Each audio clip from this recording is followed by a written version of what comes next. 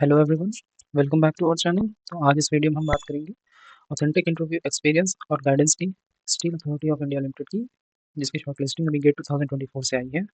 तो आइए शुरू करते हैं।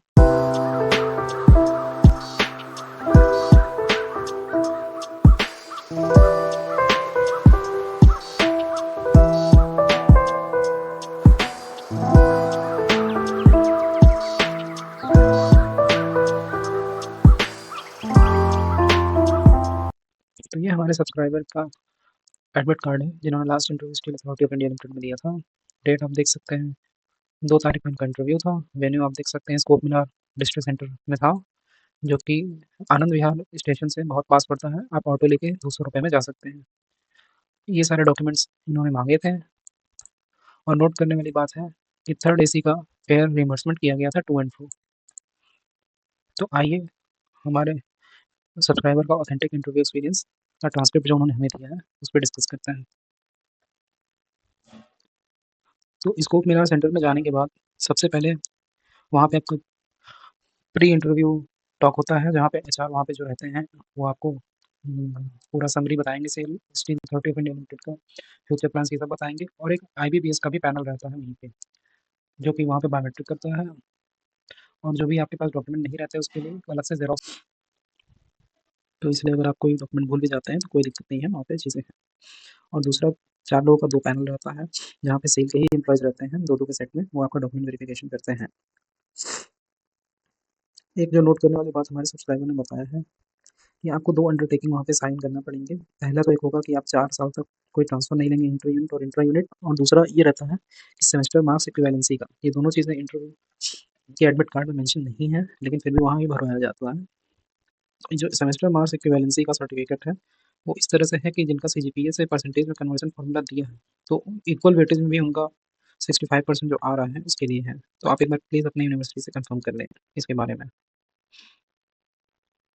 जब डीवी प्रोसेस कंप्लीट हो जाता है, तब आपको ब्रेकफास्ट के लिए अलाउ किया जाता है। उनके टाइम पे बिस्किट और टी सैंडविचेस हैं। उसके बाद ग्रुप्स डिवाइड कर दिए जाते हैं जीटी केस स्टडी के लिए, एक्सरसाइज के लिए, जिसमें 30-30 कैंडिडेट एक दिन में अगर बुलाए जाते हैं। 3 ग्रुप बनाए गए थे इनके टाइम पे 10-10 के, इसलिए इंटरव्यू सेल का बहुत दिन तक लास्ट करता है। इनके केस में 10-10 के ग्रुप बनाए गए थे और 23 लोगों को बुलाया गया था, 3 लोग एब्सेंट थे। तो जीटी और केस स्टडी पूरा अप्रॉक्स 1 आवर का प्रोसेस है। तो इनका 20th फ्लोर पे बुलाया गया था इनको, फिर इनको 16th फ्लोर पे इसके लिए ले गया गया था।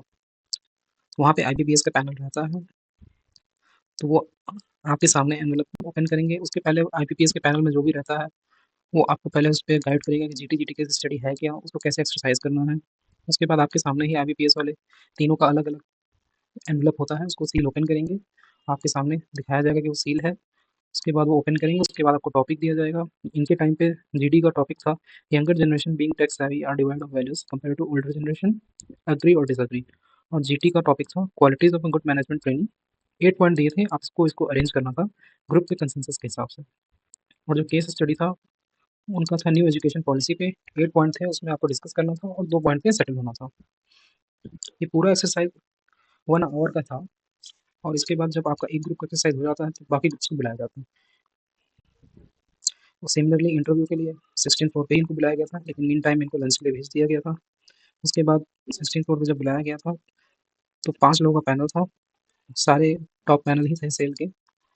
और एक इसमें से, जैसा कि इन्होंने बताया है, यूनिट हेड थे बोकारो स्टील प्लांट के। कोई भी लेडी एचआर नहीं थी और टेक्निकल क्वेश्चन भी नहीं है, टोटली एचआर बेस्ड इंटरव्यू था इनका। अब इनके इंटरव्यू ट्रांसक्रिप्ट की बात करते हैं।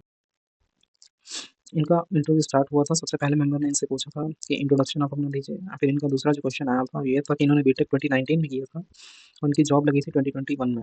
तो इन्होंने पूछा, गैप ईयर को जस्टिफाई करने के लिए बोला था। उसके बाद इनसे जो तीसरा क्वेश्चन पूछा गया था, जो कि पैनल के दूसरे मेंबर ने पूछा था कि आपने हायर स्टडी क्यों नहीं की गई थी और क्यों नहीं की, इसका क्या रीज़न था, क्या इंटरेस्ट नहीं था या जॉब लग गई थी इसलिए। तो फिर इन्होंने इसके लिए एक हिंट दिया है कि आईआईटीज़ के ड्रॉप आउट को प्लीज़ अपना गैप ईयर मत बताइए, नहीं तो आपको ही दिक्कत होगी पैनल में, इंटरव्यू में। उसके बाद एक और सवाल जो सेम पैनल मेंबर ने पूछा था इनसे, आपकी गेट रैंक 701 थी 2022 में। उसके बाद सेल इंटरव्यू आपने पहले दिया था 2022 के रिक्रूटमेंट से, फिर उसका आपका कैसा था? ये था सवाल। फिर थर्ड पैनल ने क्वेश्चन पूछा था, इनके प्लांट से रिलेटेड क्वेश्चन था, क्योंकि प्रेजेंटली वर्किंग थे एक फैक्ट्री में। तो ये था सवाल। फिर तीसरे ही पैनल मेंबर ने एक और सवाल पूछा था कि अगर आपको चॉइस दी जाएगी सेल में और ओएनजीसी में, तो आप किसे लेंगे और किसे नहीं लेंगे? पैनल नंबर में मेंबर नंबर 4 और 5 साइको के मेंबर्स थे। साइकोमेट्रिक्स के हिसाब के चेक कर रहे थे कम्युनिकेशन और साइकोलॉजी। और फिर फाइनली जो चेयरमैन सर थे पैनल नंबर 5 में, उनका ये सवाल था last. You are most qualified for this job out of all candidates, but please convince us why would you stay with sales since your present organization is paying you almost equal and posting is also not very far from home. तो इनका ये last सवाल था। इसके बाद इनको जाने के लिए कह दिया गया था।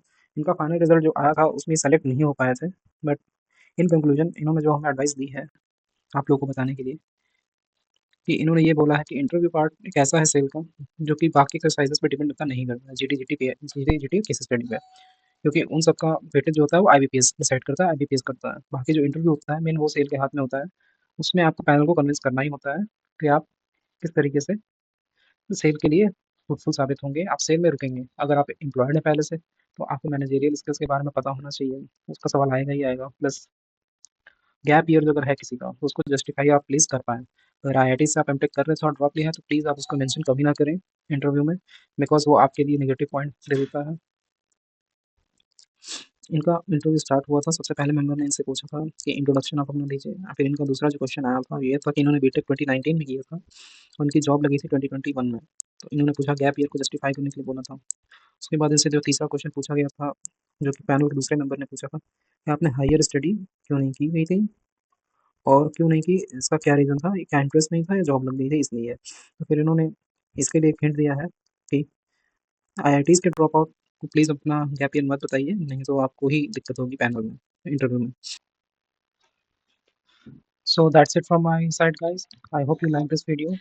जाने के पहले कुछ फ़ोटोज़ जो हमारे सब्सक्राइबर ने हमें भेजी है इंटरव्यू के दिन का, वो मैं आपको दिखा देता हूँ। Please do comment, share and like this video कि आगे आप कौन सी इंटरव्यू गाइडेंस या पे स्लिप की वीडियो देखना चाहते हैं। Thank you. तो अब आपको कुछ फ़ोटोज़ दिखा देते हैं। ये वो स्कोप मीनार की बिल्डिंग है जहाँ पे उनका इंटरव्यू हुआ था। ये 25-26 फ्लोर की बिल्डिंग है करीब। 20th फ्लोर पे 16 से 20 फ्लोर पे सेल का ऑफिस है।